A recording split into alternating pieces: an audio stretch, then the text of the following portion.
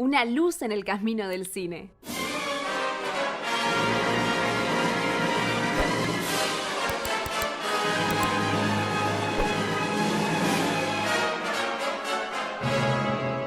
Muy bien, señoras y señores, bienvenidos a una nueva edición de Banda Sonora Original, un nuevo especial autores, como hacemos casi siempre a los fines de mes. Ahora arrancando el mes de noviembre, y hoy es un programa súper especial, muy especial. Primero por el autor que vamos a tocar y segundo por el invitado que tenemos. Hacía mucho tiempo que teníamos ganas que esté acá en el piso y realmente yo estoy muy feliz, muy contento de que nos acompañe Ángel Fareta. ¿Cómo estás, Ángel? Muy bien, ¿cómo estás vos? La verdad que muy bien, y más aún que vamos a hablar de Jacques Tourneur. Bueno. Creo que es un autor, bueno, vos lo has tocado en muchísimos de tus textos y de tus teorías, Sí.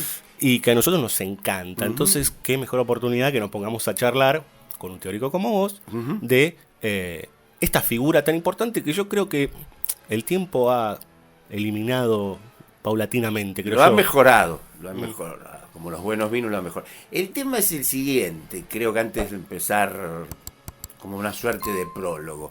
El DVD, ese formato DVD, Sí. hizo mucho bien al conocimiento del cine. Yo, por ejemplo, por mi parte, publiqué mi primer libro teórico en el 2005, una vez que ya estaba el DVD, que ya estaba el VHS y el DVD, porque no se puede hablar de cine con el recuerdo. Y hay que todos los textos, historias del cine anterior al DVD, son una serie de vagos recuerdos juveniles de una película que uno vio a los 20 años en una copia espantosa y todo eso.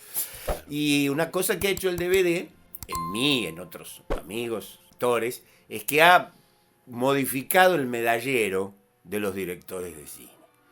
Hay que entender que durante, 20 años, yo de Jacques Tourneur conocía Cat People, que considero una de las 10 mejores películas de la historia del cine, Nightfall, y creo que alguna más.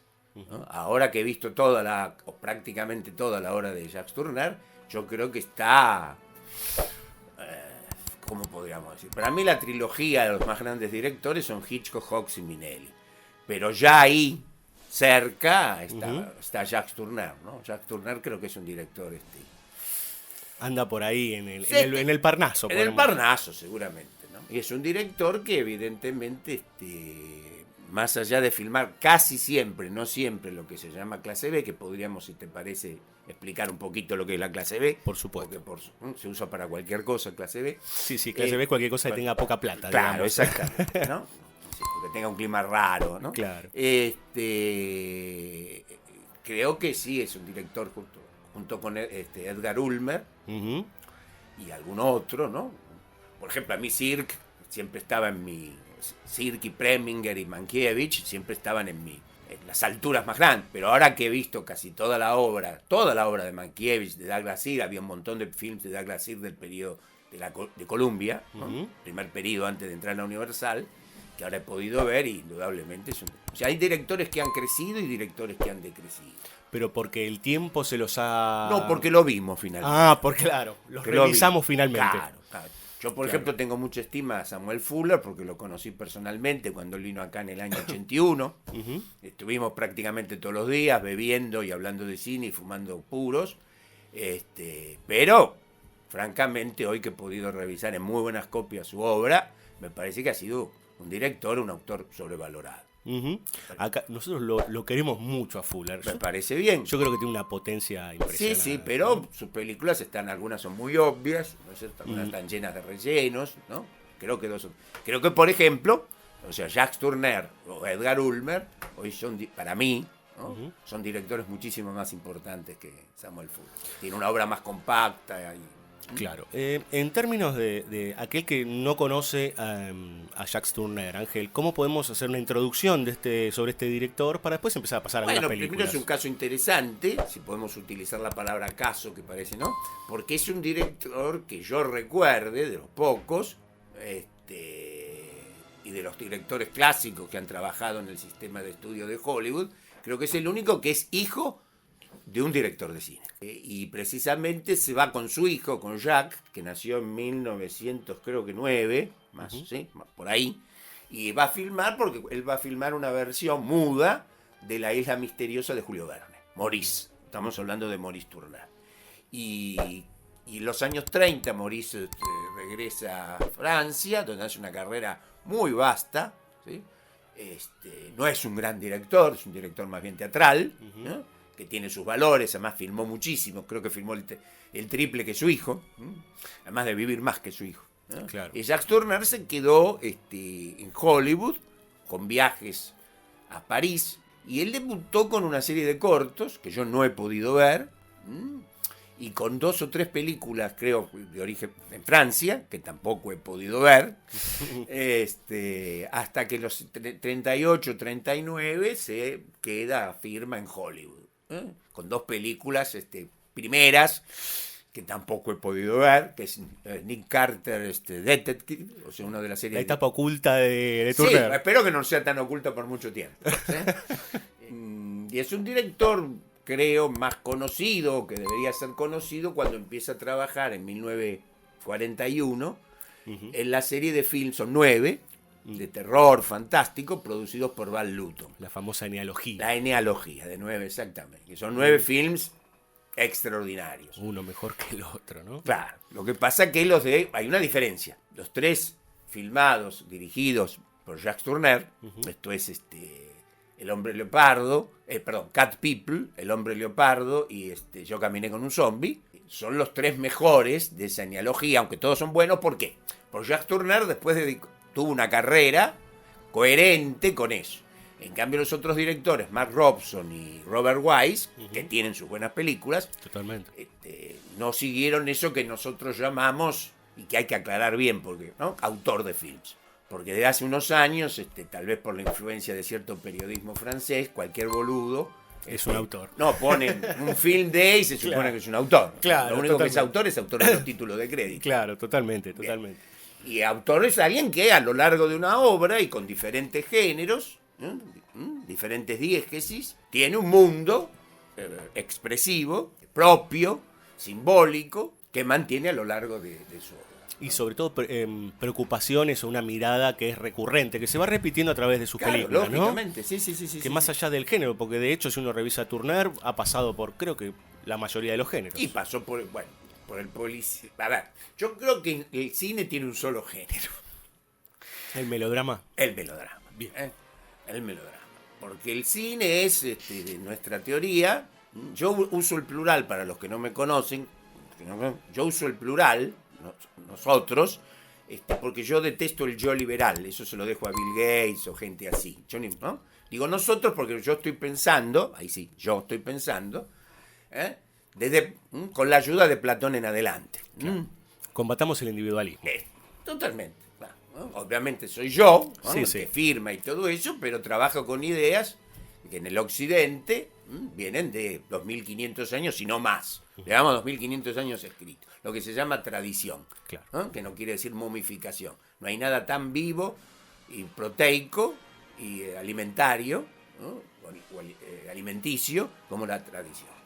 Entonces nosotros somos nosotros en ese aspecto, contra el yo liberal. Para nosotros, el melodrama, que es la columna vertebral del cine, es porque el cine, o el concepto de cine, como nosotros lo llamamos en nuestra teoría, es la continuidad, según las condiciones de la época, de la tragedia griega, o tal vez la tragedia ateniense, ¿no? Y la ópera, que ya se llamaba melodrama italiano, ¿no? O sea que es una obra fílmica, ¿no?, que continúa en condiciones muy especiales, esto es en Estados Unidos, aunque es una polémica diferencial, ¿no?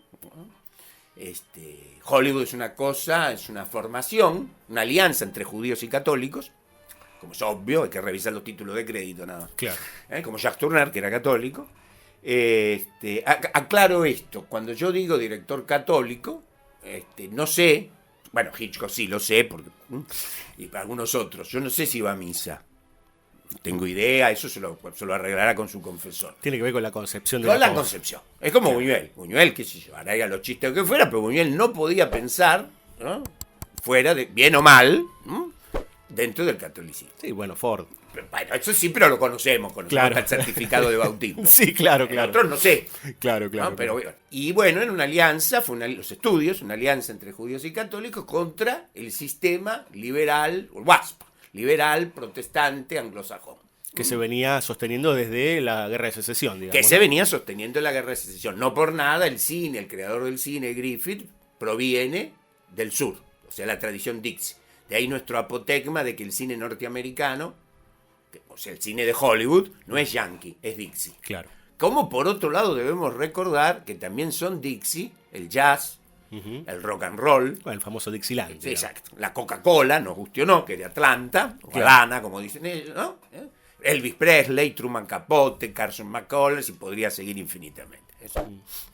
Porque en Estados Unidos se dio eso, se dio una cultura que los derrotados en la guerra civil finalmente ganaron la guerra civil culturalmente. Claro. Y Jacques Tourneur, como vos bien decías, atravesó diferentes, nosotros preferimos llamarlo estados de transparencia, pero serían géneros, tampoco es pecado, que son el fantástico, para reducirlo en esos términos, aunque todo es melodrama, el fantástico, el policial, la película de capa y espadas, la de aventuras, Los piratas. y los demás. piratas, exactamente. Sí, la comedia, ¿no? La comedia misma. El western, como Wichita o Great Date in the Morning, no sé cómo se llama acá. Gran Día en la Mañana, algo así. Stars on My Crown, ¿no? Estrellas sobre mi corona, que era el film favorito de Jacques Tourneur. Film muy curioso, donde hay un film más religioso de él, que es una suerte de, si queremos, western, pero no lo es tanto. Eso es mi película favorita. Así que sí, Jacques Tourneur es, a lo largo de toda su obra, que es breve en relación, ¿no? Pensemos que es un... Filmó hasta los 60, más o menos. 60 y Filmó pico. hasta... a ver, filmó hasta 1900... No, hasta 1965, que filma esa super clase B, que es Dioses de la Profundidad, basada lejanamente en un poema de Lovecraft. ¿Querés que aclaremos antes de entrar en Sí, la sí, primera lo que vos película quieras. lo de clase B? Porque lo dejamos ahí flotando y me parece que es importante, porque con esta idea de que se menciona que todo es clase B porque tiene poca plata. Sí, sí, sí. Clase B es un momento, o sea, Hollywood es una estructura, porque fue. Ahora Hollywood es un suburbio de Los Ángeles. Claro. Hollywood fue, como decimos, una organización de toma de poder cultural, casi en sentido y no casi en sentido gramsciano, para oponerse al mundo liberal, anglosajón, protestante, etcétera, etcétera. Por eso fue un refugio también de judíos y católicos. Lo que pasa es que el refugio después se convirtió en una fortaleza. Claro. En cambio, el refugio siguen siendo refugio, cada vez más abajo o más a la clandestinidad. Y cada vez El caso queda de Hollywood- menos. Claro, el caso de Hollywood fue creciendo. Claro. Por una política cultural, económica, religiosa en todos los aspectos extraordinaria. Si bien la clase B ya está en los seriales, ¿sí? De Nick Carter, de Perla White, de los films en episodios del cine mudo, la clase B, en rigor, toma una forma particular a partir del cine sonoro. Ahora bien, ¿cuál es nuestra interpretación de esto? Si es como sostenemos, bueno, nosotros estamos seguros, si no sostendríamos eso, ¿no? Si Claro, tuviéramos otra cosa, bueno, no como hacen ciertos políticos argentinos que sostienen, qué sé yo, ya no son panqueques, ¿no? Claro, Varias puede, vueltas tienen. puede ser una cosa y otra también. Puede ser otra, claro. Es como diga Groucho Marx. Estos Claro. son mis principios. Si no les gustan, Tengo tengo otros. otros. Claro, bueno. Así que estamos convencidos. O sea, si era una apropiación, una toma del poder cultural mundial, pues esto es muy importante, a partir del cine sonoro, a partir del comienzo del sonoro, 1930, Hollywood, la estructura de Hollywood, sobre todo esos extraordinarios dueños o productores de los estudios, que debemos comparar con los mecenas del Renacimiento, ¿no? Porque hay toda una pseudo teoría de que en realidad Hitchcock o Howard Hawks o Jacques Tourneur pasaban de contrabando cierto mensaje, mientras Jack Warner o Howard Hughes o qué sé yo eran unos pelotudos que no entendían nada. Claro. Eso es una teoría, pseudo teoría totalmente contraproducente. Hablaba de los contrabandistas, Scorsese, por ejemplo. Bueno, es uno de las tantas errores de Scorsese. Aunque ahora que ha visto al Papa, tal vez se ha purificado un poco, ¿no? Salga de Las narices, sobre claro. todo, se tendría que purificar un poquito. Claro. Y hay que sus últimas películas, bueno, son para mí bastante bochornosas. Es una persona que más que crecimiento ha tenido una inflación. Claro. Se comió la del gran director italoamericano. Algo así. O se le hicieron comer, ¿no? Entonces, volviendo a este tema, O sea, por supuesto era eso. Warner, o sea, haciendo el ejemplo, la simetría con el Renacimiento, es indudable, por ejemplo, que la Capilla Sixtina, Miguel Ángel ponía la pintura, ¿no? Pero Julio II, el Papa, sabía de pintura. Claro. Y a su vez Miguel Ángel, no es que sabía de pintura, sabía también de teología. Entonces es absurdo pensar que Jack Warner ponía la plata y Hitchcock filmaba o John Ford y estaban totalmente en desacuerdo. Eso es una tontería. Una tontería, desde luego, creada, una suerte de leyenda negra, ya que hay una leyenda negra anti-Hollywood, sosteniendo precisamente los enemigos de Hollywood, ¿no? Básicamente, gran parte del American Way of Life. Wall Street, por ejemplo. Exactamente. New Yorker, ¿no? New York Times, que son medios que jamás les gustó una película de Hollywood. Salvo ahora. Pero ahora son amiguitos. Ahora son amiguitos porque ha desaparecido un poco esta toma de poder cultural con la extinción de los grandes estudios. Y entonces, hacia 1930 y con el comienzo del sonoro, ¿no? Donde no había que leer carteles, por ejemplo, que dificultaba un poco, Hollywood comprende que hay que extender la toma de poder y que se necesita un film que empieza a llamarse clase B. Que podríamos tener dos definiciones, una técnica o una material, que es generalmente la más o menos cierta, entre tirios y troyanos, que es un film de complemento. Hay que entender que hasta los años casi 70 en el cine se daba un noticiero, un dibujo animado, un film en episodios, una clase B y una clase A. El famoso continuado. El continuado, exactamente, ¿no? Que es una cosa también fundamental de este concepto del cine. Entonces comprendieron en Hollywood que había que extender la toma del poder cultural. Con un film, que sí, clase B, ¿no? Que es una duración chirca promedio de 60 a 65 minutos, con actores poco conocidos, con escenarios, esto es muy interesante, con decorados y sets que son las sobras de los grandes filmes. Claro, Esto es muy interesante el concepto de sobra. Porque aparte es backlog, ¿no? Que se le dice como que usa lo que sobró o algo así. Es que está interesante la idea de sobra. Claro, La idea de sobra, la idea de resto. claro. ¿No? Esto es, pero la clase B, que si bien fue primero una forma de producción en el sentido técnico, Claro. luego fue una producción en sentido de sentido. Produjo sentido. ¿Y qué pasó con la clase B desde ya los films de la Universal, que eran clase B? ¿No? Frankenstein, la novia de Frankenstein, el hombre lobo, bueno, Drácula, sus continuaciones o variantes, que aprovecharon para en la clase B, ahora más o menos la tenemos definida, para tocar temas todavía más relacionados, muchísimo, no porque la clase A no los tocara o no los tratara, pero muchísimo más relacionados, en lo que llamamos clase B, mediante el género fantástico, policial, thriller, etcétera, etcétera, con lo sagrado, con lo esotérico y lo simbólico. Conectándose con lo que vos hablabas de la tradición también, digamos. Claro, por supuesto. Porque, a ver, si es una toma del poder cultural en sentido cuasi gramsciano, vos no vas a decir que estás tomando el poder. Claro. O sea, es una cosa absurda, ¿no?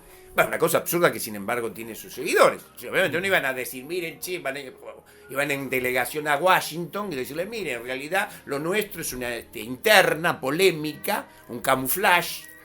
Por eso crearon todo ese disfraz que se llama Oscar, Hollywood, las piscinas y todo ese tipo de cosas. Piscinas que no podían disfrutar nada, pues todos esos actores y actrices que admiramos empezaban a filmar a las 6 de la mañana, 2 horas de maquillaje y terminaban a las 10 de la noche. Claro. ¿Sí? No como hoy que los actores están entre una obra de teatro, un programa de televisión, adhiriendo contra la caza de ballenas, o haciendo la propaganda o militando supuestamente en causas de países que ni siquiera serían capaces de ubicar en el mapa.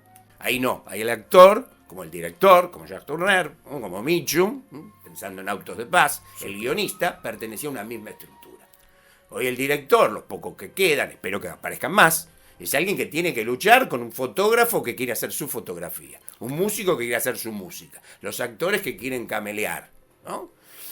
Con los restos que quedan del camelo del actor estudio. Se perdió la idea de cuerpo, por Se decir. perdió la idea de cuerpo. Ese fue el secreto, ahora un secreto develado, un secreto claro, como diría Murena, de la grandeza de Hollywood. Entonces la clase B es eso.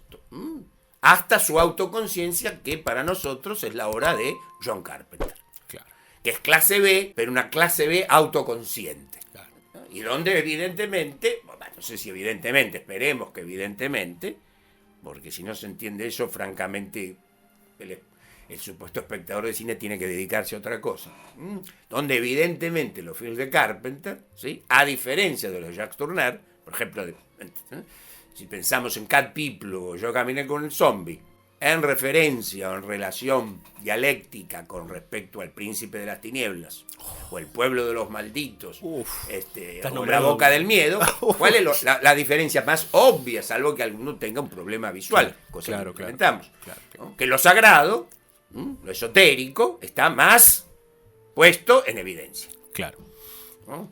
Con eso podemos decir que se perdió en cierta sutileza, pero se ganó en cierta, ¿cómo podríamos decir?, necesidad para tratar de manera violenta, diría, y de manera casi finalista, esto es apocalíptica, a un público mundial, empezando por el propio país donde se filma, totalmente alejado de lo sagrado, de lo simbólico y de lo mítico. Sumergido en el individualismo, digamos. Sumergido en el individualismo en sentido individualista era el Cid Campeador, no jodamos, ¿no? Un suerte de individualismo que crea el liberalismo. Claro. Eso es la idea de que yo soy un sujeto libre, trato de ser libre, pero ¿qué voy a ser libre si estoy atrapado por American Express, por el banco no sé de qué? Debo pagar para vivir. Pero lógicamente, más que panóptico ni 8 cuartos. Claro. O sea, estamos totalmente...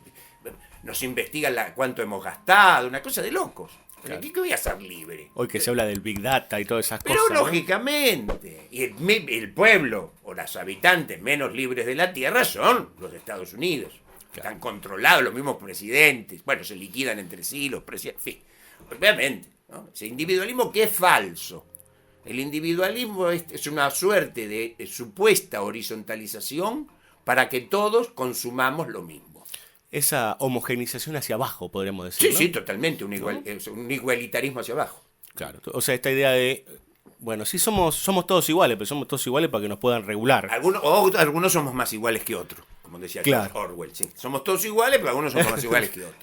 Claro, totalmente. Y ese es precisamente, con Sí, aquello sí. que combatió y ganó. Y hay esa aseveración, ese concepto que a veces, sobre todo en los últimos años, decimos por escrito, en seminarios y ahora gracias a vos en el podcast, por radio, por el micrófono, oralmente, verbatim, que el cine se terminó. Pero no es que se terminó que no haya más películas, porque llegó a su meta. Esto es ganó por goleada. Claro. Porque pueden hacer lo que quieran, pero no pueden destruir las copias, que cada vez son más accesibles, por otro lado. Claro. ¿Sí? De Cat People o de la obra de John Ford, ¿no? Podemos tenerla... En un día podemos conseguir la obra de Hitchcock casi completa. Retornar a eso. Claro, es algo imbatible. Casi como un acto de traer la tradición como ellos mismos Pero hacían, ¿no? totalmente, es una cuña dentro de la producción industrial, ya desde Griffith, que hurtó la máquina positivista de los hermanos Lumière, ¿no?, y la máquina de realismo mágico de Méliès, ¿no?, para crear precisamente desde 1908 el cine, el concepto de cine. Claro. ¿No? O sea, se lo hurtó, ya desde el comienzo, desde el huevo a ovo, ya es todo un pensamiento político, estratégico y sobre todo decisionista. No por nada hecho por un hijo del sur de Dixie. Claro. Y bueno, eso continuó la tradición. Volvamos un poco a Turner. Bueno, ¿Querés que vayamos al 42 con Cat People? Cat People. Para mí, creo haberlo dicho ya, Cat People es una de las 10 mejores películas de la historia. Por cierto, como Chimento, y como, no sé si primicia, no sé si tengo varios libros inéditos. Mi obra es más vasta en inéditos que inéditos, aunque no me puedo quejar por las condiciones casi miserables de la edición argentina. Bueno, una de las tantas cosas miserables que está pasando en la Argentina. Una de ellas la edición, ¿no? Sí. Tenés que editar, Ángel, tenés que editar. Bueno, ahora próximamente, o sea, este año hemos sacado un excurso. Por favor. La reedición aumentada, ampliada del concepto de cine. Y Dios mediante, en un mes aproximadamente, se va a editar con el sello de A Sala Llena, donde yo también he vuelto a escribir sobre estrenos y ensayos, un libro sobre Hitchcock. Te he leído ahí sufriendo con algunos. Se llama Hitchcock en obra. Sí, sí. Es un libro que me debía de alguna manera. Nunca había pensado, salvo los ensayos. Entonces digo, bueno, me identifica bastante. Bueno, Hitchcock para mí es no el más grande director de cine de la historia, sino uno de los más grandes artistas, pensadores del siglo XX. Sí, alguien me dijo, es el non plus ultra. Exactamente. Pero no resulta no solo del cine, sino del pensamiento. Porque hay que entender también, para ir a Cat People, que lo que se llama, o lo que Heidegger llamaba pensar y poetizar, nadie, de ninguna forma, durante el siglo XX, y esperemos que el XXI, lo ha logrado tanto como el cine. ¿Sí? Como el cine. O sea, todo lo que quiso la filosofía, la política, las ciencias sociales, la historia de las religiones, la mitología comparada, etcétera, etcétera, todo eso fue hecho, por eso ha llegado a su fin, por el concepto de cine. Bueno, Cat People es el ejemplo de muchas cosas, ¿no? Cómo se puede trabajar con una enorme extensión de pensamiento, ¿sí? Simbólico, mítico, con una posesión exigua de medios de expresión. Más aún, diría, hay algo que se me escapó. Bueno, tantas cosas se me han escapado, ¿no? Que algo fundamental también que tiene la clase B, ¿no? Cuyo mayor exponente de la historia es Cat People, conocida aquí como la mujer pantera, cuando en realidad tendría que ser gente o pueblo felino, en realidad, ¿no? Pero bueno, no. Es que al concentrar la duración, ¿sí? Claro. ¿Sí? Tuvo que expandir la expresión. Claro, porque es una película breve, 1 hora Claro. y cuarto, 1 hora y 10. Claro, entonces el sistema de estudio era perfecto. Porque aún a Hitchcock se le decía, hay que terminar la película en 90 días. Claro. Ya tenemos toda Claro. la pantalla. Claro, vos imaginate, si se la tenés que terminar en una semana. Cat People se filmó en una semana. Claro, si a Hitchcock le decían eso, no me quiero imaginar al pobre Turner que le daban Claro, 2 claro. mangos. Pero eso le sirvió. Claro. Eso le Claro. sirvió. Claro. Porque, a ver, es contracción y expansión. La clase B es contracción de género, de tiempo, y expansión de expresividad. Es como que el director, el autor del film, los guionistas, desde luego, también, todo ese equipo que había formado Val Newton, de Whit Bodin, el conocimiento es que yo tengo, entre los inéditos, una teoría sobre la clase B. Y dedico 200 páginas al análisis de Cat People. Cosa que no voy a hacer acá. No. Repetir las 200 páginas. Pero No- es un film que... ¿No será que te gusta un poquito, no? Sí, me parece extraordinario. Me parece que es un film donde no secuencia, sino que tiene una simbología que he tratado de explorar y de leer y de descifrar con respecto a las palabras que se utilizan, eso sí en inglés, los juegos de palabras, los desplazamientos semánticos, ¿sí? Las figuras que aparecen en la decoración, las simetrías, que son perfectas. O sea, es un film donde prácticamente en cada escena, cada secuencia, significa 2 o 3 cosas al mismo tiempo. Para reducirla un poco, ya que es un gran film de terror, ¿no? Como diría mi tía Carlota, es un film de terror, cosa que cumple perfectamente, ¿no? Es un film que da miedo. Sí. Pero ese miedo que los ingleses llaman uncanny, fantasmático. Ah, ¿Sí? Eso que no hace Bien. Carpenter. Carpenter te hace horror total. Sí, claro, fantasmático. O sea, ese horror sutil, no dicho, Claro. siniestro. hay algo en Turner que por ahí eso después se va a desplazar, Sí. que es cómo aprovecha lo que no se ve. Bueno, ahí tenemos precisamente, más allá de que no sabemos de su ida a misa o no, el catolicismo de Turner. Porque precisamente el cine tiene una catolicidad esencial, ¿no? Precisamente porque cuando hubo la separación protestante, una de las cosas que primero eliminaron son las imágenes. Claro. Así que la tradición de imagen ya de por sí tiene que ver con lo católico. Pero a su vez hay algo esencialmente, que aparte de los grandes directores católicos, que son una buena legión, y no solo en Hollywood, esto que vos decías, lo que no se ve. ¿No? Alguien que tiene fe o formación católica sabe que aquello que vemos, como dice San Pablo, es un enigma en un espejo oscuro. Pero entonces veremos cara a cara. Entonces siempre, un caso, por supuesto, nuevamente epónimo, ejemplar, es Hitchcock. En Hitchcock siempre hay algo que no existe. ¿Sí? Claro. Jonathan Kaplan, que hasta tiene caspa pero no existe. Rebeca, que no existe pero está a lo largo de toda la película. Por cierto, la señora Bates. Claro, totalmente. Por cierto, el personaje de Kim Novak a lo largo de todo el film. Nunca es ella. Siempre está vista desfigurada. Bueno, o sea que Hitchcock, ¿no? El cadáver en el arcón en la soga.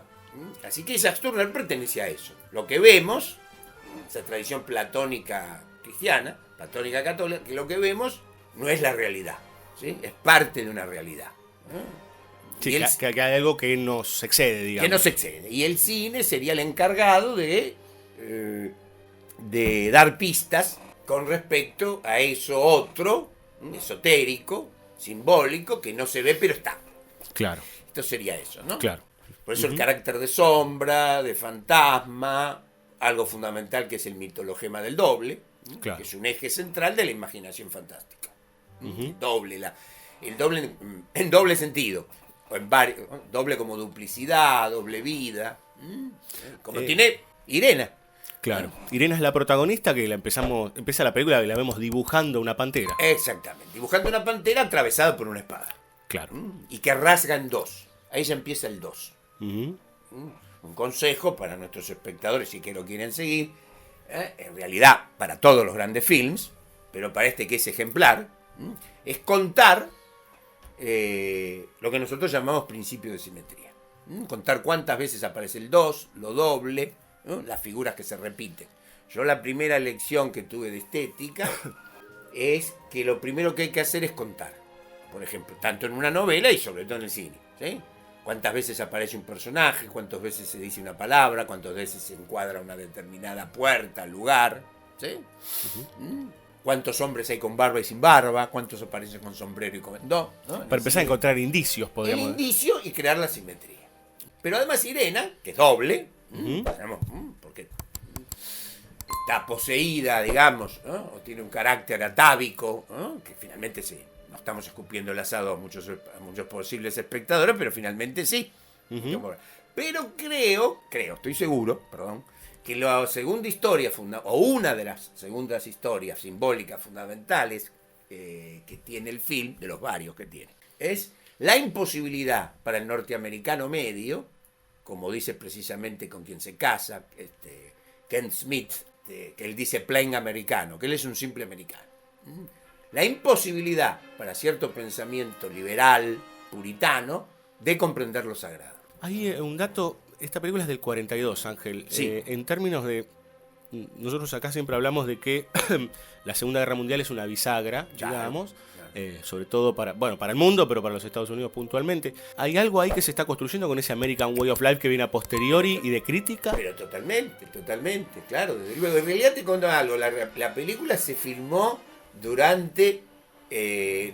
se filmó a fines del 1941. El copyright, por razones de copyright, la pusieron en el 42. Así que se filmó paralelamente o en los mismos tiempos de que Estados Unidos entra en la guerra, Claro. que es Coincide con Pearl Harbor. el 6 de diciembre de 1941. Sí, totalmente. Uno de los fuera de campo, lo que nosotros llamamos fuera de campo del film, es la situación, ¿sí?, de los Estados Unidos con respecto a lo otro, a la otredad. En todo sentido. En sentido de sexo, en sentido de la mujer, en sentido de lo extranjero, en sentido de lo astrohúngaro, ya que ella viene de Serbia, y en sentido sobre todo de lo religioso. Lo religioso primero atrae como algo exótico, como le pasa al personaje de Oliver Reed, que es Ken Smith. Primero es exótico. Claro. No es como la compañerita de trabajo Alice, que es una chica ya canchera, piola y todo eso, sino que es rara, tiene un acento raro, un perfume raro, vive en un lugar raro. Entonces primero es así. Claro. Ahí hay también una contraposición, ¿no? La protagonista Irena y la otra chica, Alice, las dos chicas rubias muy distintas, podríamos decir. Sí. Más que sí. Pero Alice es la canchera. Claro. Pero hay una cosa muy interesante, vista en perspectiva, y sobre todo para el público femenino, o el público interesado en lo femenino, ahora toda esta varaunda muy interesante por otro lado y por otro lado caótica, Sí. de género y todo esto, bueno, como están haciendo, que vean estos films. Porque precisamente si bien Irena es la mujer exótica, rara, que tiene un fondo sagrado, ¿sí? Alice, que es la canchera, la piola, ¿no? Está obligada a hacer eso. Es la única mujer que trabaja en ese astillero, ¿no? ¿Cómo podríamos decir? En el diseño de un astillero. Claro, es un estudio de diseño, algo así, ¿no? Diseño de Claro, de astilleros. Del Comodoro, que es muy importante también porque es un astillero, y ahora lo vamos a tratar. Es un constructor de barcos. Y entonces está obligada, estamos en el año 41, 42, pero podríamos estar, qué sé yo, creo que todavía. Otra cosa, ¿qué pasaba con Hollywood? No es que se adelantaba, Hollywood vivía contradicciones de modernidad que países como nosotros no teníamos, ¿sí? Un poco la Argentina o Buenos Aires, que siempre fue una suerte de cosa adelantada, moderna, europea, con el resto de la así llamada Latinoamérica. Pero evidentemente una figura como Alice, ¿sí? Una profesional, canchera, de que trata de igual a igual a los hombres, solamente podía existir en Nueva York. Claro. ¿Entiendes? Claro. Pero, ahí está, no es que lo ponen apologéticamente, sino que Alice está obligada, para estar a la altura, digamos, de los hombres, a ser canchera, saber todo, ser piola y todo eso. Así que el film también puede verse como una binariedad creada exteriormente, una duplicidad, ¿sí? Un doble vínculo con lo femenino hacia 1940 y creo que todavía hoy. Claro. Que es la mujer como misterio, como algo raro, como sacralidad. Lo que pasa es que la mentalidad puritana, en cuanto aparece lo sagrado, baja la persiana. O la convierte, como Irene, en un caso clínico. Es una histérica. Claro. Para sacársela de encima. Bueno, ahí hay algo importante que me parece que también recorre varias películas de Tourneur, que es el profesional del psicoanálisis o el psicoanalista o algo por el estilo, ¿no? Claro. Desde luego que sí. Más aún, entre tantas cosas, la cita que aparece al comienzo, sobre el atavismo, y el libro del atavismo, que está atribuido al doctor Jude, que después aparece, es el mismo psicoanalista o psiquiatra de la película, interpretado genialmente por Tom Conway, que era el hermano de George Sanders. En realidad es una frase de Freud, pero es que se la atribuyen al doctor Jude. Claro. Para armar ese mundo bis. Para armar ese mundo bis. No sé si es porque había problemas con los derechos de autor o creo más todavía, porque ya puede ser por eso la causa. Pero lo extraordinario es como Hollywood aprovechaba aún las circunstancias más equivocadas. Por ejemplo, el famoso cualquier relación que contenga esta historia y los personajes sobre la vida coincidencia. Real. Eso es cuando se hizo en 1932, 33, cuando se hizo una película no muy buena que se llamaba Rasputín, sobre Rasputín. Personaje siniestro, aunque algunos consideran, sobre el personaje ruso que precipitó hasta la Revolución Rusa. Y que es la única vez en el cine que se encuentran los tres hermanos Barrymore. Y entonces, Rasputín es asesinado o ejecutado, según se vea, por una serie de aristócratas rusos para sacárselo de encima y yo qué sé qué. Y uno de estos, que había participado de la ejecución o de asesinato, vivía en California. Entonces, no, pero estoy presentado como no sé qué y que hay un error. Entonces la Metro y esos maravillosos abogados que tenían, dice, bueno, a partir de entonces ponemos... Por las dudas, vamos... Sí, es extraordinario. Claro. Porque todo lo que es necesidad, ellos lo convertían en virtud. Volviendo a... Perdón. Sí, vos hablabas antes de lo sagrado y toda la película está plagada de elementos que van urdiendo lo sagrado. Sí. Pero y hay algo que a mí me asombra que tiene que ver con algo de la luz y la oscuridad a la vez en el personaje de Irena. ¿Cómo funciona eso, Ángel? Bueno, precisamente creo... Vamos a explicarla con un film de autoconciencia. Adelante. Porque la autoconciencia es el saber qué se sabe y saber qué se sabe. Si no atravesamos la autoconciencia, estamos listos. Pero no solo para el cine. No quiero ser alarmista ni apocalíptico, aunque apocalipsis quiere decir revelación. No quiere decir catástrofe necesariamente. Pero la autoconciencia explica eso. Hay un film, tal vez de los menos conocidos, pero para mí los más logrados, de Brian De Palma, que se llama La Furia. Bueno, donde, como he dicho en su momento, es toda la sacralidad de Carrie, que era incluso negada hasta por ella misma, se convierte en arma de guerra por los servicios secretos en Estados Unidos. Entonces, ¿qué hay? Hay un grupo, una clínica para chicos o adolescentes superdotados, para captarlos como armas. Claro.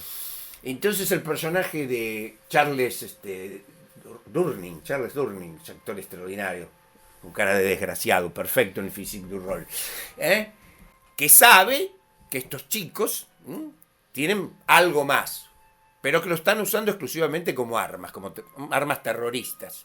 Claro. Entonces lo que dice el jefe de esta clínica, que está solventado, dice un personaje como tal, si hubiera nacido en una de esas épocas que hubiéramos llamado ahora bárbaras o antiguas, ¿sí? O primitivas, ¿no? Sería algo sagrado. Sería el hechicero de la tribu, el chamán. ¿Qué hacemos ahora? Le damos drogas y los usamos para nuestra conveniencia. Eso nos explica lo que es Irena. Pensaba en contraposición el exorcista, digamos, Claro, ¿no? contraposición, exacto. ¿No? Sí, La sí, contracara. bueno, contraposición es eso. El mismo médico, ¿no? Le recomienda a la señora McNeil el exorcismo, pero como una cura mágica, en la cual solamente los católicos creen y que tienen medio oculta, como una especie de vergüenza, ¿no? Sí, totalmente. Claro, y eso es lo que pasa con Irena. Irena hasta en un momento es convencida de que ese plus que tiene, lo sagrado es un plus, es una otredad. Es la otredad, lo sagrado, mejor dicho, ¿no? Que no debe ser necesariamente yuxtapuesto a religión. ¿Qué es la religión? La religión es la administración de lo sagrado. Por eso los ¿cómo puedo decir? Fatales, lógicos de alguna manera, errores de la religión. Porque trata de administrar algo que es excesivo. Claro. Entonces es imposible administrar algo que es excesivo. Lo sagrado puede ser el otro yo, el alter ego, puede ser el inconsciente, puede ser el pecado original, puede ser el deseo, puede ser la voluntad schopenhaueriana o tal vez todo eso junto. Claro. O aquello que no podemos nombrar. Claro. Esa otra cosa que somos. Algo más de lo que se ve, más o menos así dice Walt Whitman. Algo que se ve, algo más que está entre mi sombrero y mis zapatos. La otredad absoluta. Y eso precisamente la mentalidad WASP, la mentalidad puritana, la mentalidad liberal, porque puritanismo y liberalismo vienen juntos. Esto es importante. Voy a hacer un excurso también, pero para mí es fundamental. Usted sobre dele todo tranquilo. acá en casa. No Dele la tranquilo. tuya, sino en la casa argentina. Dele tranquilo. Está muy bien y estamos en un momento, de los tantos que ha vivido la Argentina desde 1806, más o menos, de disputa con el liberalismo. El error, pero error difundido por el liberalismo mismo, es pensar que el liberalismo es solamente una teoría económica, nada más que eso. Y ese es el error. El liberalismo es una teología al revés, que tiene un carácter antimítico, antisagrado y antisimbólico. Atenti, Diego. Sí. No. De hecho, perdón, ¿te puedo agregar que también niega el pasado? Totalmente, absolutamente. La idea misma del progreso. Exactamente, iba a hablar del Progreso progresivismo, indefinido, claro. bla, ¿no? Sí. Ahora bien, quiero aclarar algo. Porque te dice, pero este está pensando simplemente... No. Obviamente, cuando a mí me tocan el bolsillo, viene una cuenta que no puedo pagar, ¿sí? Pero eso es parte del truco del liberalismo. Claro. Hacernos creer simplemente que es una teoría económica del libre mercado, la mano anónima y yo qué sé qué. Por eso me atrevo a decir, con todo respeto, desde luego, ¿no? Hay que jugarse el pellejo también por eso, ¿no? Que se comete un error, no solo en la Argentina, de luego en los mismos Estados Unidos, de atacar el liberalismo pensando que es exclusivamente económico. Claro. Sí, ¿se entiende? Sí, O sea, sí, si sí, se lo totalmente. atacara simplemente cuando el FMI o los fondos buitre o los fondos no sé qué nos joden, ¿sí? Solamente eso, y solamente a partir de lo económico, estamos listos. Sí, el cacerolazo del 2001. Claro, exactamente. ¿No? Exactamente. No, Tiene que ser otra cosa. El liberalismo tiene que ser atacado y, ¿cómo puedo decir? Y quirúrgicamente analizado, como hacen los grandes films clásicos de Hollywood, ¿no? En lo que es su mentalidad. Como perfectamente hace Cameron en Titanic. Sí, ya empezando por un barco que tiene las clases, digamos, ¿no? Totalmente. Claro. Y que el capitán, o sea, el antiguo profesional, es un muñequito de torta. La única vez que usa el timón es para hundirse. Mientras Ismay, el capitán, que no sabe, le ha puesto Titanic porque no sabe nada, esto es, carece del lo mítico, no sabe lo que es un titán. Claro. Se escapa, se fuga, mientras el técnico, que hace una tríada entre el capital y el capitalista, pide disculpas por no hacer una nave digna de usted. Obviamente esa nave son varias cosas, ¿no? La nave es la iglesia. Hablabas de nave y nos quedó ahí dando vueltas algo de Cat People, que aparecen estos barcos Ahí me llamó la atención puntualmente. Primero que hay una figura, si no recuerdo mal, de Anubis, ¿puede ser? Muy grande. Sí. Vamos primero a lo Y si querés vamos a lo del barco. A lo del barco. Hay un barco que, de hecho, la escena a ella la echa en un museo. Sí. También podemos hablar de los museos y los Sí, zoológicos sí, si sí, querés. sí. Y tiene un animal en el mascarón de proa, si no Sí, recuerdo mal. sí, Creo sí, que sí. es un perro o algo por el estilo. No, un lobo. es un felino. ¿Es un felino? Sí, es un felino. Bueno, pero al igual que Vértigo, Mm. aparece el astillero. San Francisco, Nueva York, primera historia. Bueno, porque en realidad, ¿cuál es el origen del capitalismo moderno? Los barcos piratas ingleses. Claro. Entonces el mundo, representado por Alice y Oliver, más todo el grupo, que además tienen sus razones, porque esto es lo genial del cine, como decimos. Alice termina hundiendo a Irena, ¿sí? Claro. Irena termina asustando, pero Alice a su vez está obligada a eso. El mundo de los astilleros, cuando la echan a ella, dice, bueno, estos barquitos a vos no te van a interesar, porque no vas a ver. Anda arriba, algo así. No, dicen. le dicen anda arriba y ella va abajo. Ah, y ahí se encuentra claro. con el dios Anubis. Claro. En esa escalera, ¿no? Lo que llamamos eje vertical. Ujú. El eje vertical es cuando se atraviesa algo vertical, una escalera, pero no hay que se atraviese.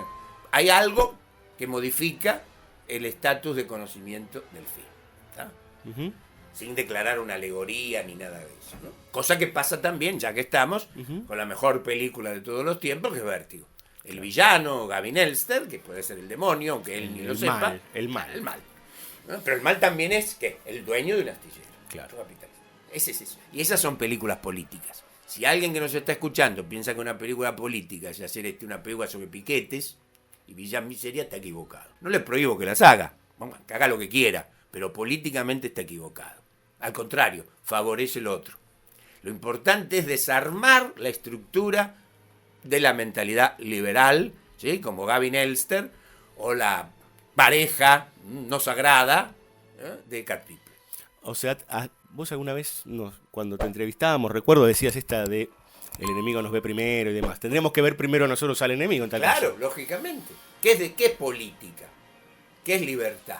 Aquel que sabe decidir quién es su enemigo.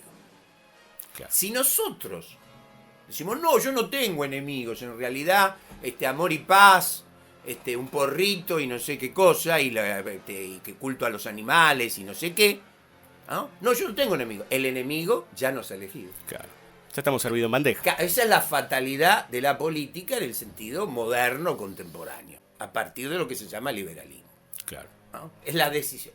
Y esa es otra de las virtudes, en sentido maquiavélico, fortalezas de Hollywood.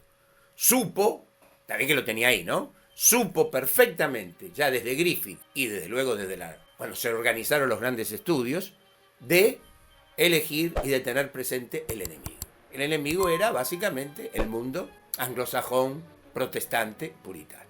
Digo, lo tenían claro porque, bueno, como judíos y católicos, bueno, eran una suerte de minoría, ¿sí? Puesta al margen, despreciada y yo qué sé qué. Así que es eso.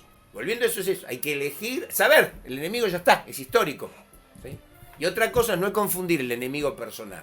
Creo que daba este ejemplo. Por ejemplo, si alguien, un diario, en una revista, en un programa, en un podcast, hace una crítica negativa, estúpida, negativamente, ¿no? Tonta, de un libro mío, por supuesto que voy a decir, este es un hijo de puta, es un ignorante y yo qué sé. Pero no es puede ser mi enemigo personal, Claro. pero no es mi enemigo histórico. Claro.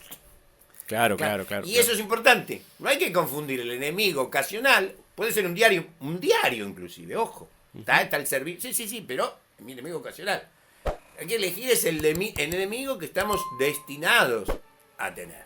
Y eso fue Hollywood. Hollywood tuvo siempre presente eso. Cosa que el cine argentino, en su etapa clásica, cada cual tenemos también un próximo libro a editar, que he hecho con 2 amigos, 2 condiscípulos, Melina Cherro y Diego Ábalos. Estuvo hace poquito, Diego, acá. Ah, sí. Sí, estuvo hablando de Bob Fosse. De Bob Fosse. Bueno, y sabía, sí, lo he escuchado. Escucho el programa, por cierto, no es un chivo.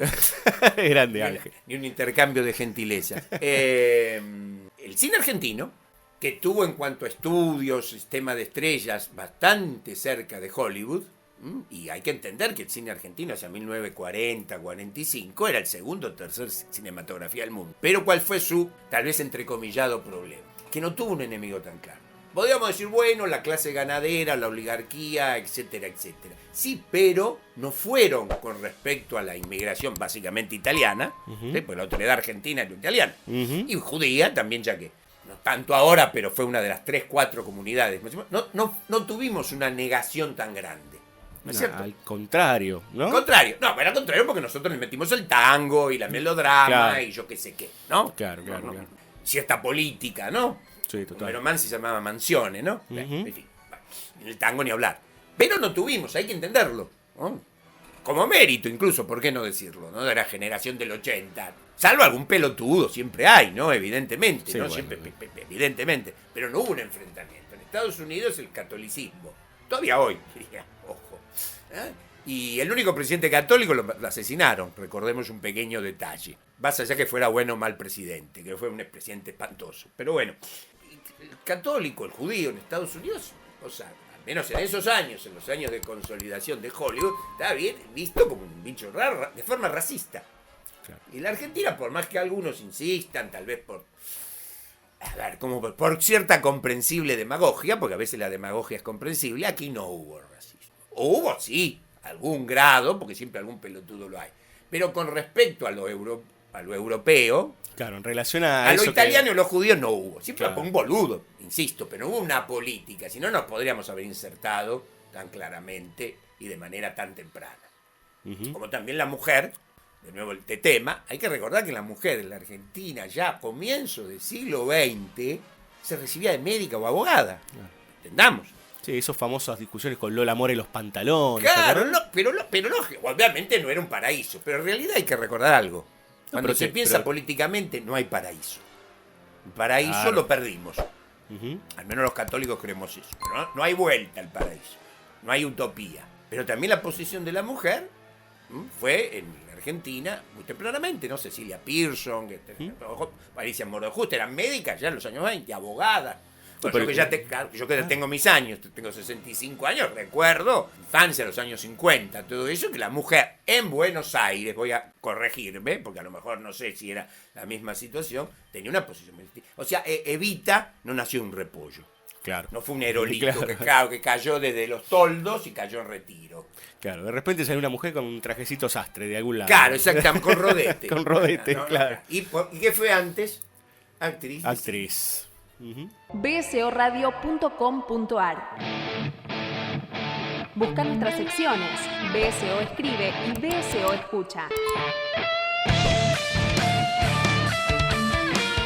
Porque el cine no solo se hace, también se habla, también se escribe y también se escucha. Muchas voces, muchas miradas en una misma web.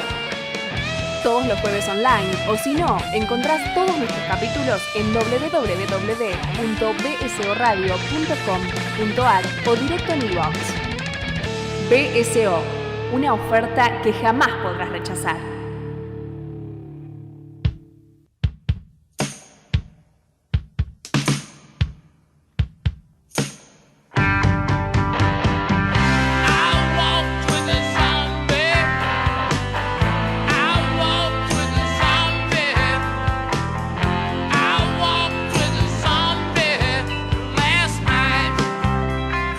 Segundo bloque de banda sonora original. Estamos disfrutando de una charla buenísima con Ángel.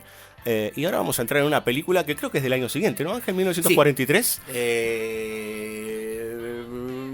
Me parece que... No estoy seguro, pero creo que antes viene El Hombre Leopardo. Están todas ahí pegaditas. Están todas ¿verdad? pegaditas. Estamos hablando de Yo caminé con un zombie. Un Una- film que ya desde el título no se vuelve... Que también era eso, Cat People, Yo caminé con un zombie, El Hombre Leopardo, ¿no? Son trucos de la clase B. Pero creo que también era para informar, ¿no? Informar, porque hay parte de información, de que vamos a tratar en un mundo otro. Ujú. El zombie en ese momento... Además hay una cosa... El zombie es así como otro tipo de criaturas fantásticas, el vampiro, el hombre mecánico, el autómata, el fantasma, etcétera, etcétera, tienen antecedentes literarios El zombie tiene antecedentes antropológicos nada más. Ahora puede haber, ahora hay una invasión de zombies. Claro, Tal vez sí. porque nos hacen vivir como zombies. Pero ese es otro tema, digamos. Y otra vez lo inflacionario, ¿no? Claro, Nos metieron zombies exactamente. por todos lados. Pero el zombie no tiene, salvo algún libro que he tratado de rastrear, pero que parecería que tocaba eso. Incluso el guión que está basado, el guión está basado en un artículo periodístico de Inez Wallace, Ujú. que es un artículo antropológico sobre el culto vudú en Haití. Obviamente así lo hacen en la isla de San Sebastián, primero para qué. No sé si para no tener problemas con Haití, ¿no? Como decíamos hace un rato de la cita. Es en realidad para hacerlo más fantástico. Si uno dice Haití, Claro. ¿se entiende? Sí, sí. Sí. Bueno, ahí no es menor que pongan un santo aparte. Claro, además la simbología de San Sebastián, bueno, todo eso. Y yo como caminé con un zombie es, de nuevo, una vez más, el desconocimiento, la reducción, el tachar de la mentalidad puritana con respecto a lo sagrado. ¿No? Claro. Recordemos que en este caso es una mujer que está en Canadá, ¿es? Está en Canadá. Y que viaja, es interesante porque empieza en una Nieve. y se va a un clima tropical. Claro, esas son las transiciones. El cine, al menos yo enseño eso si alguien lo quiere tomar. El cine, una de las claves son las transiciones, los cambios de clima. Y no hay mejor transición que cambiar de clima. Una lluvia a tiempo, una tormenta, un iceberg, Claro. una erupción volcánica o lluvia o nieve. Bueno, en el caso nuestro tendríamos que ir a Bariloche en todo caso, pero se entiende. Sí, Las sí, sí, sí. transiciones son las mejores climáticas. Bueno, eso ya nos introduce en un mundo otro. Y en un mundo que además sería así. En Cat People tenemos la introducción en el mundo norteamericano, o en el mundo WASP, o en el mundo puritano, de algo externo. Aquí es el mundo puritano, ¿sí?, que ha usurpado colonialmente el mundo arcaico, ¿sí?, no primitivo, sino arcaico, en este caso una isla de las Antillas. Pero en este caso, esta enfermera que viaja Sí. y va a San Sebastián, ¿no? San Sebastián, sí. A San Sebastián, ella es parte de eso, digamos, ¿no? También. En Sí, ese sí, viaje. claro, lógicamente. Sí. Sería Ella- el viaje invertido en tal caso. El viaje invertido, exactamente. Aunque ella es la que aprende, pesca algo. Claro. Y recordemos además eso, que la señora se llama Holland, o sea, Holanda. El calvinismo, el capitalismo nace precisamente ahí. Tiene un hijo educado en Inglaterra y otro en Estados Unidos. Bueno, si eso no es política, Claro. ¿la política dónde está? Que se pregunta por los acentos, Que se inclusive, pregunta ¿no? por los acentos. ¿Cómo pueden ser hermanos ustedes dos? Bueno, eso es interesante también, ¿no? Sí, lógicamente, ¿no? Porque parece el reflejo histórico de los Es que, claro, norteamericanos. empezó en Holanda, se reprodujo en Inglaterra y en Estados Unidos. Con la diferencia que Estados Unidos se quedó con la oficina de Londres. Claro. Pero yo no creo que hubo independencia norteamericana. Yo creo que hubo un cambio, una lucha para ver qué oficina se quedaba con el manejo de los bancos. Claro. Y ganó Nueva York.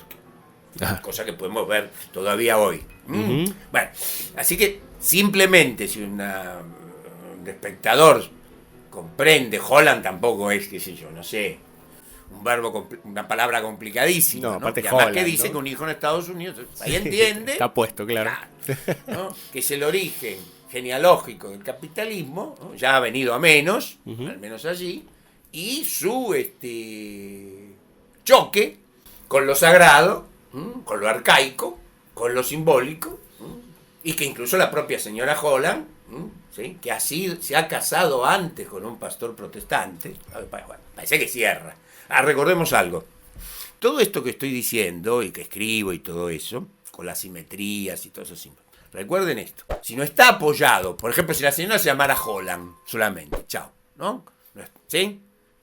Los hijos no fueran uno así, otro así, no estuviéramos en Haití, no fuera ex viuda de un pastor protestante, si no hubiera todo este principio de simetría y solamente la señora se llamara Holland, lo que estoy diciendo es cualquier cosa. Ahora, si hay una cosa, puede ser casualidad. Dos, ya es dudoso. Si hay tres o cuatro, ahora claro, de acuerdo, el tema es saberlas encadenar, pero no creo que si se exprimen un poquito la cabeza, Algunas cosas son pero evidentes. por supuesto. Y vos hablabas del colonialismo, hay una Claro. crítica evidente al colonialismo. Claro, ¿no? bueno, se habla de la esclavitud, todo eso, ¿no? Probablemente la población negra en Haití que conserva a sus hijos. Y como la señora Holland, esposa del pastor protestante, que primero trata de jugar con el vudú, ¿sí? Hasta que el vudú no es que juega con ella, lo sagrado se termina vengando. O sea, en todos los films, o en muchos de estos films, thriller de terror y en la trilogía, esta trilogía de Jacques Tourneur, El hombre leopardo, que es una obra maestra todavía desconocida, a diferencia de las otras dos que más o menos circulan. Las tres tratan sobre eso, del choque con lo sagrado, ¿sí? Recordemos que el hombre leopardo a su vez se desarrolla en Nuevo México, Sí. o sea, un lugar donde la presencia anterior española e indígena es Muy pregnante, o claro. católica, es Claro. fortísima. Claro. Así que siempre se da esto, el choque de cierta mentalidad liberal, puritana, positivista, cientificista, con lo sagrado. Y lo sagrado lo van a buscar a distintos lados, ¿no? Viene desde el centro de Europa, está en Haití, o en San Sebastián, o está en la ex colonia española, y que antes fue territorio mexicano y ahora ha sido apropiado por Estados Unidos. Hay una escena que me parece que otra vez vuelve a configurar algo que hablábamos antes de la luz y las sombras, Sí. y en realidad del bien y el mal también. Cuando están llegando y ella le dice a uno de los hermanos que está en el barco, Sí. que algo así como qué hermoso lugar, y él le dice como que no tiene ninguna idea de lo que está diciendo. Claro, claro. Sí, pero en realidad lo que dice ahí es Tom Conway, Ujú, el hermano inglés, ujú. sobre los peces que se devoran a sí mismos y lo Sí. que sé qué, y bueno, por ese tipo de cosas. Tiene, por un lado, o sea, ¿no? La primera fase, digamos la fase diegética de composición del lugar, para sumar el pasaje a otro mundo. Entonces es algo didáctico, como lo llamaba Minelli, es un comentario editorial, de una situación geográfica, ictícola, ¿sí? Del Caribe. Pero también es que el personaje de Tom Conway, del que se termina enamorando, es alguien que está entrando en una pose, ¿cómo puedo decir?, decadente, romántica, como bien lo critica su hermano, ¿no? Que dice que toma una posición al Lord Byron, ¿no? Porque el cine es un ajuste de cuentas con el romanticismo y con el renacimiento. Y entonces también es eso. O sea, si bien porque es un personaje que por el amor y por la creencia, por el rito de iniciación que ha atravesado el personaje de la enfermera, ha sufrido precisamente una transformación. Pero al principio es eso. A ver, creo que es mejor. Es mejor lo que hace Tourneur, no lo que estoy diciendo yo. Lo estoy diciendo un poco torpemente.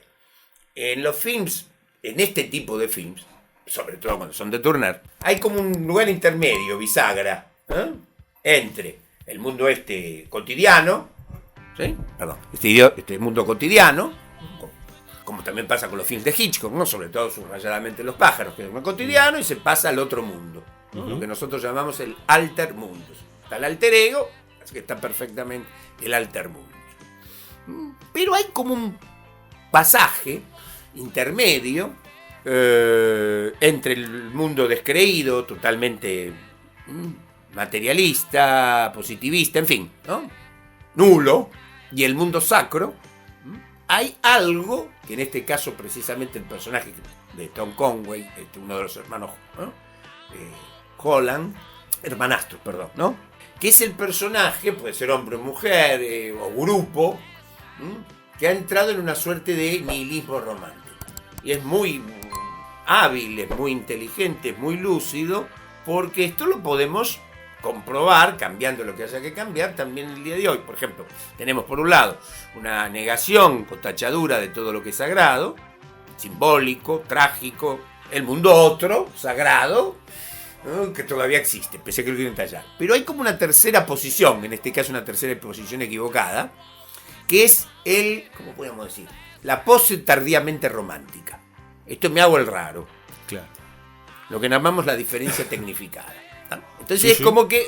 Pero parece que hay algo como de pesadumbre todo el tiempo en ese personaje. Sí, Puede sí, ser sí, como sí. que no ve, pienso yo ahora, digamos, no ve horizonte, por decir, ¿no? Como... No, indudablemente que es así, ¿no? Es es alguien ya, obviamente tiene la esposa, ¿no? Recordamos eso, en estado catatónico. Claro, digamos, ese es el motor que lleva a la enfermera a la isla, ¿no? Ese es el motor que lleva. Que tiene una variante, uno confesa por Jacques Tourneur y por Val Lewton, que está un poquito inspirada, porque siempre los films de Val Lewton, pero ahí tendríamos que derivar mucho, tienen como en realidad, están basados en una cosa y están basados en otra. Ostensiblemente, bueno, para el que lo haya leído, haya visto una versión cinematográfica, aparte del artículo de Inez Wallace sobre el vudú, Yo caminé con un zombie hace como una relectura de una novela de Charlotte Brontë que se filmó, que es Jane Eyre, la institutriz que se enamora del patrón que tiene a la mujer enferma y todo eso. O sea, que es genial porque además te daban 2 películas o 3 al precio de una.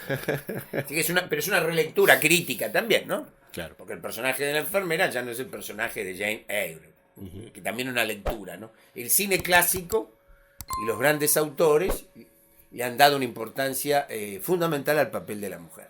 Hay 3 cosas que definen o demuestran o ejemplifican la singularidad o el carácter polémico del concepto de cine con respecto a la modernidad liberal. Sí, yo pensaba siempre, vos hablas antes de la leyenda negra y de la mirada esta supuesta de que a la mujer se la miraba desde ojos machistas en Hollywood, Sí. Lo cual es uno, solo con mirar Howard Hawks, digamos, ¿no? Ya sería una pavada. Sí, totalmente. Bueno, por otro lado, ¿no? Este cliché, ¿no? Porque ojo, que hay cosas que son ciertas, pero después se vuelven cliché. O como decía Lewis Carroll en Palabras valija. ¿Qué película hay más crítica, llevada a los extremos de la mujer objeto que Vértigo? Claro. Es del 58, ya se cumple ya. Y 60 años, este año sí. Bueno, entonces ya estaba eso, quiero decir, por suerte. Pero en Cat People hay una idea también de mujer objeto. Pero totalmente. Bueno, y de problematización de eso, Claro, digamos, compra ¿no? una gatita. Claro. Cuando la gatita no se deja coger, Exactamente. ¿sí? Vas a ser un caso histérico. Para el psicoanalista o el psiquiatra que está podrido ya de una histeria común, una histeria con supuesto delirio místico. Es maravilloso. También se la quiere coger. Pero curiosamente Irena no quiere dejarse coger. Coger es tomar, es poseer. Sí.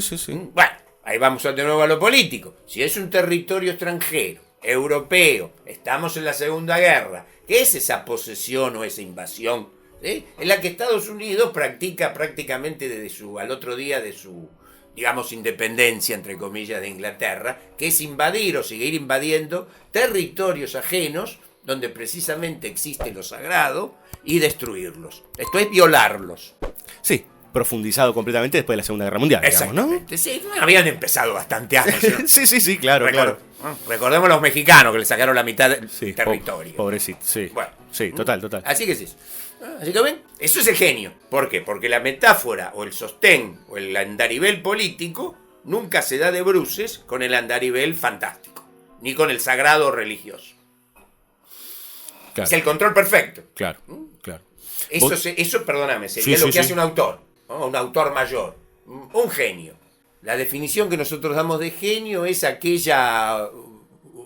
autor de una obra estética, filosófica, política, donde el azar tiende a cero.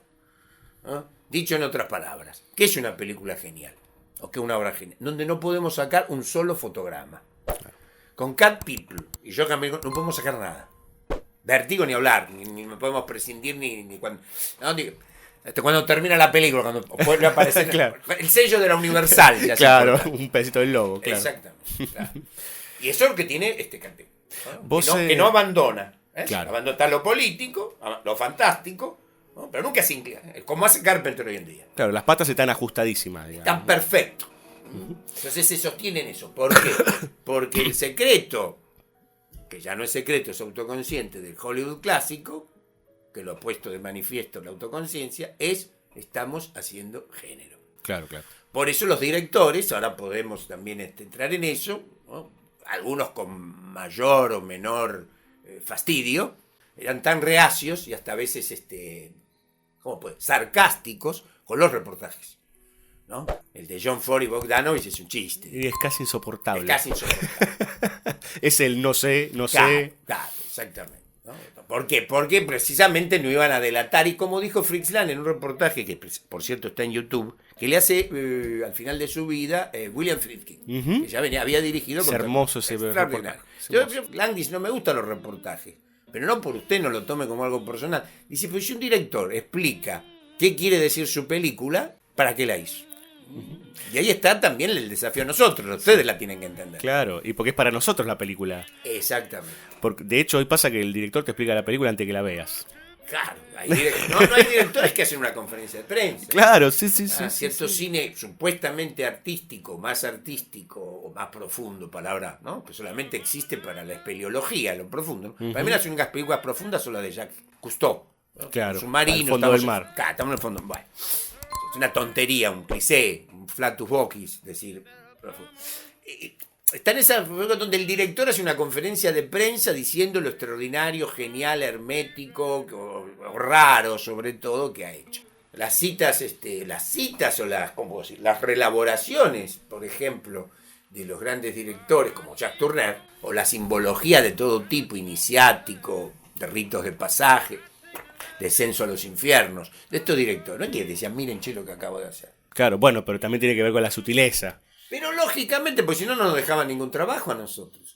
Cuando vemos ciertos films, sobre todo europeos, ya no solo europeos, sino también asiáticos, donde nos dicen absolutamente todo, ¿no? Es como dijo Hitchcock hace más de 40, 50 años. Si seguimos así, el cine va a ser una serie de fotografías de gente que habla. Y una cosa, no importa que hablen bien, pueden hablar bien, quiero decir, de temas interesantes y todo, pero no es cine. El cine se basa en el fuera de campo, en aquella segunda historia que nosotros, si queremos, porque también se juega un tema de libertad, podemos leer, entrar o no. Pero tiene que haber una primera historia universal. Jacques Tourneur, o sea, Carl Piper, Yo caminé con un zombie, El hombre leopardo, la primera historia es aquella que le podemos contar a alguien que no vio la película. Me quedé con algo, Ángel. Hablabas de la mujer objeto y empecé a pensar en la esposa de Holland. Sí. Y como esta mujer vaciada de sentido, podría Totalmente, decir. sí, es una muñeca. ¿Cómo lo configura eso Turner en la película, digamos? Porque va de un lado para el otro el cuerpo de Tal de cual, esta mujer. exacto, un envase vacío. Ujú. Lo que pasa es que su madre, la esposa del pastor protestante, ha intentado usar el vudú como pretexto para vacunarlos. Y en realidad, ¿cuál es el tema de todos estos films y de muy buena parte del mejor cine? Que en cuanto se destapa algo desconocido, lo sagrado es algo que desborda. Daré un ejemplo precisamente, ya que el propio autor lo hace, un ejemplo escatológico, en el doble sentido que tiene escatológico. Sí, claro. Es como cuando en esa suerte de sueño, pesadilla, alucinación o realidad de Gene Hackman, Harry Cole en la conversación, empieza a emerger toda la sangre del inodoro. Sí, claro. Bueno, ¿qué es eso? Estamos hablando de la conversación, una ¿Qué? película increíble. ¿Qué es eso? Increíble. O sea, lo sagrado es eso, es como un volcán. Uno se acerca, sobre todo si se acerca con nariz científica, esto es reduccionista, positivista. Sí, claro, de lo palpable, por Claro, decir. claro, exactamente. Pero hay una doble condición ahí, digo, de llegar a lo sagrado desde un lugar, a ver, vamos a decirlo en estos términos, bendito, pero por otro lado de un lugar terrorífico, digo, por no poder abordarlo. Bueno, es que es eso. Lo sagrado precisamente es lo que un gran teólogo, Rudolf Otto, en un libro sobre lo sagrado, llama el mysterium tremendum. O la acuña, ya que la acuñó él ahí, creo que tuvo varias ediciones. La primera creo que es del 17. Lo que llama lo luminoso. Así como de omen, profecía, viene lo luminoso, de numen, de ahí viene lo luminoso. Claro. Entonces él define lo sagrado como lo luminoso, lo absolutamente otro. Pero, precisamente, este absolutamente otro, ¿sí? Sin un ritual religioso, ceremonia, que lo contenga, se tira para todos lados. Es como algo olvidado que surge y te salpica. Claro. Pensaba en Príncipe de las Tinieblas de Carpenter, Totalmente. ¿no? La sustancia que de repente... Exacto, sí, ¿no? que como yo digo, si uno lo quiere pensar, en realidad es un dispenser de 7-Up. Sí, claro, sí, es un coso Genial. viscoso, claro. Sí. Pero eso mismo es irrisión, porque en realidad debemos comprender también que en el Príncipe de las Tinieblas, de estos que toman ahí, van a investigar no sé qué cosa bien en la iglesia, una iglesia abandonada, por cierto, o clausurada, mejor dicho. Es un grupo de estudiantes de física que no creen nada. Claro. Entonces eso se desborda. Lo sagrado es algo, si no sabemos qué es, o mejor dicho, vamos a hablar en plural. Yo creo, no sé si saberlo, pero padecerlo en todo caso, porque lo sagrado también se padece. No es Disneylandia. No es la felicidad de Search of Happiness de la Constitución norteamericana. Eso que uno está para la búsqueda de la felicidad es una pelotudez total. Obviamente no está para coquetear con la desgracia. Está claro. Pero la búsqueda de la felicidad es ir a Disneylandia y consumir. Si alguien entonces, no es que por su culpa, sino por la educación que ha recibido, por la familia en la que se ha criado, por el mundo social, amistoso que se ha rodeado, le han tachado esa dimensión, que es lo sagrado, que incluye lo mítico y lo simbólico, entre otras cosas. Claro, se encuentra frente al mundo, un mundo cada vez más sólido, ¿sí? Porque no hay líquido, como dijo ahí una especie de supuesto ensayista improvisador de filósofo, ¿sí? No estamos en el momento de la liquidez, estamos en el momento de la solidificación. Lo que los hindúes llaman el Kali Yuga. Es el momento de solidificación, de materialización concreta del mundo. O sea, el mundo se está solidificando, no está siendo líquido, todo lo contrario. Pero lógicamente cuando ciertos improvisados se ponen a hablar de filosofía y no están preparados con datos tradicionales, se puede decir cualquier cosa. Nosotros somos lo sólido, es el triunfo absoluto, aparente, pero rotundo del materialismo. Corriéndose de cualquier rasgo, pongámosle espiritual en principio. De lo sagrado, de toda otredad, no hay otredad. Claro. La explicación es muy simple. Si uno tiene una otredad, imagínate, ¿no? Piensa en otra cosa. Ahí está la segunda historia de nuestra teoría. Sí. O piensa que el mundo también tiene una segunda historia simbólica, mítica, todo eso. Esa, entre comillas, distracción va a hacer que consuma menos. No va a haber tantos escaparates, ni visitas a shopping, ni todo ese tipo de estupideces, o ferias y feriecitas y yo qué sé qué. Porque pues está distraído. ¿Sí? En cambio, una persona vaciada, ¿no? Como, ¿no? Una especie de maniquí, un autómata, pero totalmente vacío, ¿no? De toda carnalidad también. Claro. Es un robot, es un autómata, es un maniquí, una marioneta que va a ser utilizada para consumir cualquier cosa, continuamente. La vida es de novedades, que decía Heidegger, continuamente. Entonces, si aparece esta otredad, sea de cualquier manifestación, que siempre tiene, esa otredad tiene que ver con lo sagrado, pero cuya forma epifánica o de manifestación puede ser diversa. Claro. Esa persona, hombre, mujer, lo que fuere, si se dedica a leer una novela, ¿sí? A ver cine, ¿sí? A escuchar música. Sí, claro. Hoy cada vez menos. Claro. Consume menos. Eso. Sí, claro. Por eso se está mecanizando todo. Podríamos decir que se alimenta de otra manera, digamos. Claro. No, o sea, que no consume. Porque también hay ciertas herramientas, si querés, de este sistema maldito, que hay ciertos productos que emulan, podríamos decir, obras lógicamente. importantes, digamos, ¿no? Sí. Entonces también nos buscan engañar por ahí. Claro. Pero ¿cómo te diré? La confusión también tiene una torsión, otra vuelta de tuerca. Como diría no Henry James, sino José Bianco traduciendo The Turn of the Screw, ¿no? Que es la vuelta del tornillo. Otra vuelta de tuerca es una expresión del gran escritor argentino Pepe Bianco, y creó esa expresión. Bueno, dando otra vuelta de tuerca, hay algo peor aún de esto, y que nos trae a nuestro tema central, que es entender que ciertas formas de arte aparentemente populares, masivas, que no lo son, son para todos, como el cine de Hollywood, o la novela policial, o la novela fantástica, ¿sí? No es arte. Yo pondría en duda y hasta daría vuelta a la taba, para decirlo en criollo. Sí, siempre se habló del cine como arte e industria a la vez. Ay, pero por supuesto. Pero es absurdo eso. Pero desde luego tiene que haber una industria.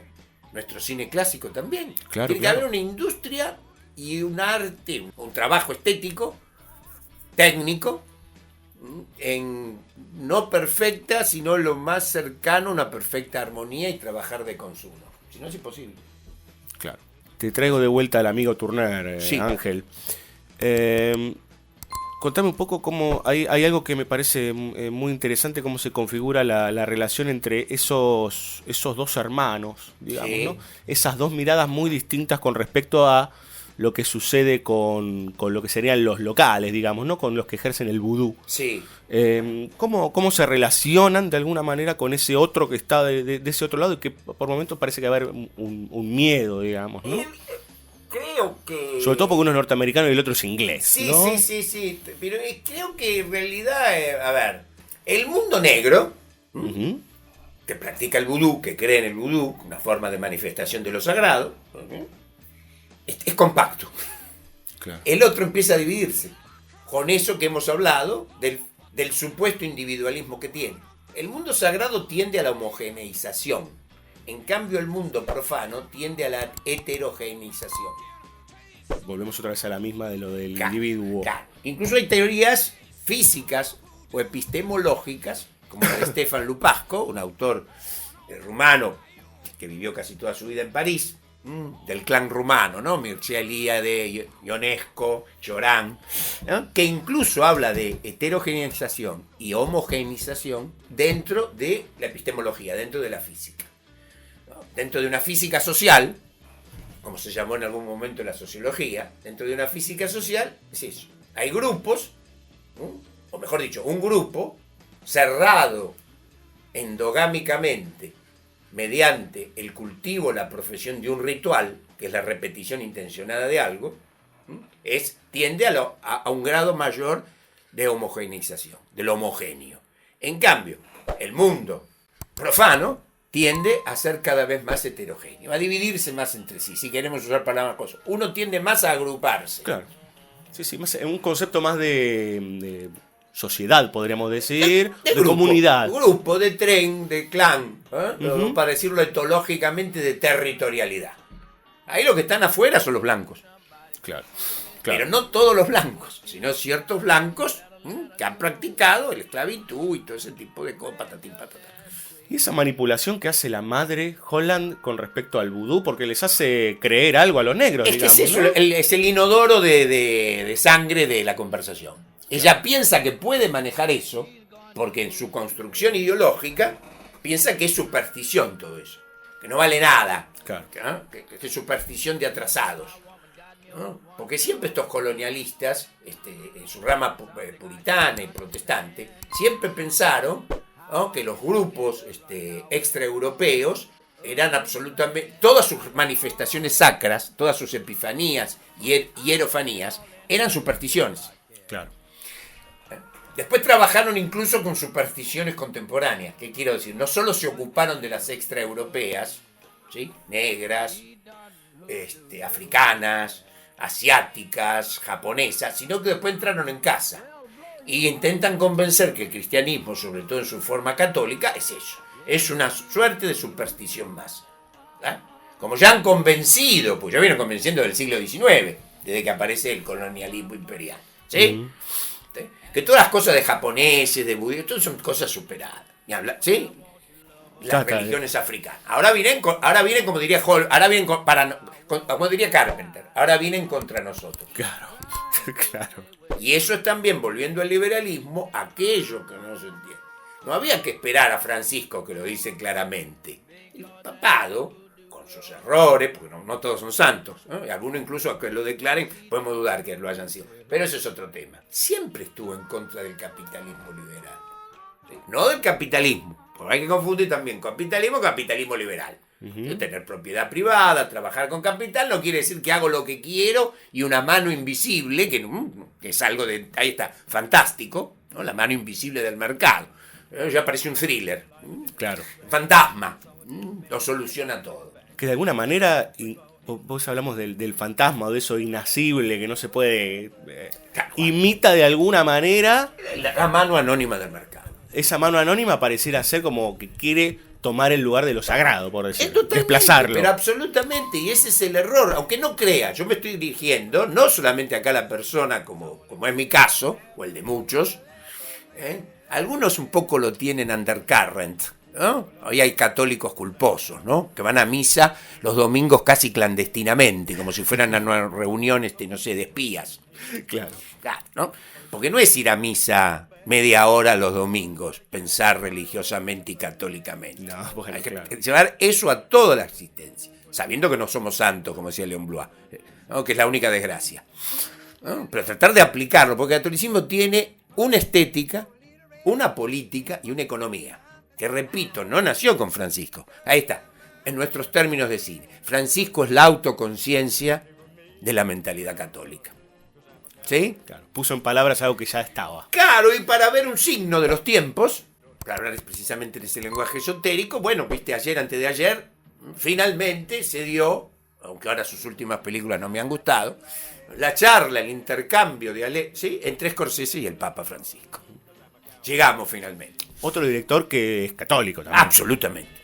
Recontra, ¿no? Pone santo por todos lados. Absolutamente. No, totalmente. Algunos de sus films, sobre todo los últimos, han gozado de mi predilección. Por eso es otro tema. Yo hace un tiempito que no lo gozo de Bueno, predilección, pero sí. Igual un film como Taxi Driver, indudablemente, ¿cuál es este otro? O El Rey de la Comedia, o After Hours, Sí, son claro. films que a todos nos han... ¿no? Bueno, sí, esos son grandes. Bueno, pero hemos películas, llegado sí. ya a ese tema. Sí. Se sigue esto, ¿qué quiere decir? Aparte de los actores, que yo leo DiCaprio, Katy Perry, o sea, Sí.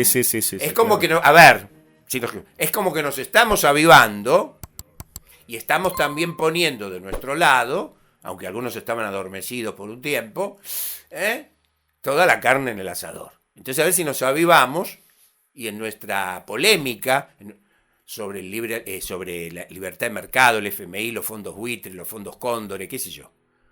Los Levac, la Lelic y no sé qué. Toda esa sanata, ¿no? Pues sanata peligrosísima. Sí, claro. Nos damos cuenta que con hacer un graffiti, una olla popular, un piquete, una manifestación, y repito, no estoy diciendo que la gente no se juegue el culo. No. Ojo, no estoy diciendo que eso es fácil. Pero es limitado si solamente se hace sin una mano dirigida a la tradición. Hace años que doy este ejemplo. No sé, si yo me pongo a pelear, qué sé yo, no sé, con Cassius Clay, ¿no? O Muhammad Ali, ¿no? Sí, yo. Capaz que si me entreno un año seguido, capaz que le aguanto un round, 2 rounds, ¿no? Y andás a ver. Ahora, vos imaginate, yo voy a pelear con Muhammad Ali o qué sé yo, con Maravilla Martínez. Sí. Con una mano atada a la espalda.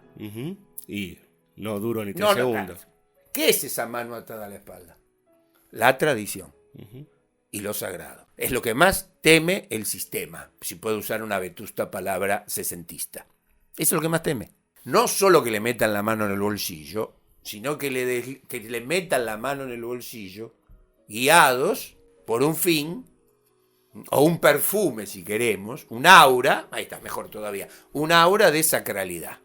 Ahí es el bajo vientre, ahí es el golpe bajo, ¿no? Ahí es la zona debilitada donde se debe intervenir. Y eso es precisamente lo que Jacques Tourneur, Hitchcock, Brian De Palma, Carpenter siguen trabajando. ¿Sabes que nos gusta el café? Te invitamos a pasar por cafecito.app/BSO Radio para ayudarnos con una pequeña contribución. BSO, un varietal irresistible.